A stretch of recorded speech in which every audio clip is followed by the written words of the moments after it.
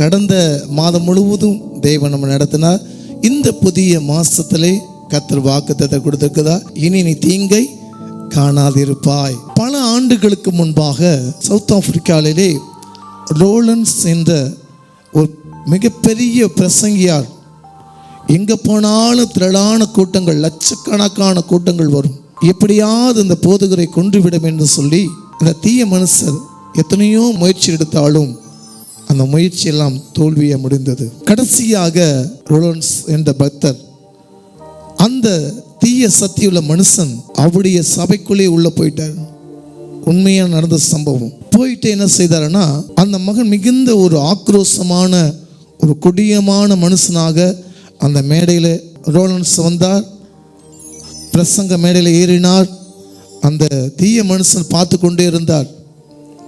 பார்த்து கொண்டு இருக்கும்போது என்ன செய்யுதுன்னா, திடீரென்று அவர் கையில் இருந்த துப்பாக்கி எடுத்து அவர் சுட போன உடனே அங்கே இருக்கிற பக்கத்தில் வெளிச்சம் உண்டாயிடுச்சான்.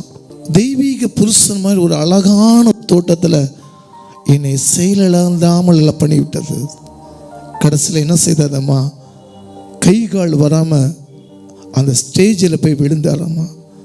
ஐயா, உங்கள் கொலை செய்ய வந்தேன், துப்பாக்கியில் கொல்லணும் இல்லைன்னா கத்தியால் கொல்லணும், ஆனால் ஏதோ ஒரு தெய்வீக ஒரு புருஷமாக முன்பாக தோண்டி என்னை மறைச்சு என் மனசை மாற்றினது, என்னை மன்னித்து விடுங்க ஐயா அப்படின்னு சொல்லி அவர் காலில் விழுந்தாராம். கர்த்தருடைய பிள்ளைகளுக்கு ஒரு தீங்கு வராதபடி கர்த்தர் பாதுகாத்து கொடுத்தார். மீண்டும் அந்த மகனை கர்த்தர் அபிஷேகித்து இயேசுமையான தேவன் சொல்லி மிகப்பெரிய ஊழியக்காரனாக அவனை தேவன் மாற்றினார்.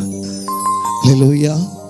உங்கள் வாழ்க்கையில் அநேக பிரச்சனை வரும், ஆனாலும் உபத்திரவம் வரும்போது பொறுமையாக இருக்கப்பட வேண்டும்.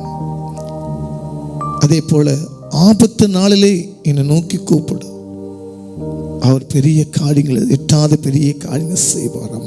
கர்த்தர் உன் ஆக்கினைகளை அகற்றி உன் சத்துருக்களை விலக்கினார். இஸ்ரவேலின் ராஜாவாகிய கர்த்தர் உன் நடுவிலே இருக்கிறார், இனி தீங்கை காணாதிருப்பாய். இந்த வாக்குத்தத்தம்படியாக உங்களை நான் வாழ்த்துகிறேன், ஆசீர்வதிக்கிறேன்.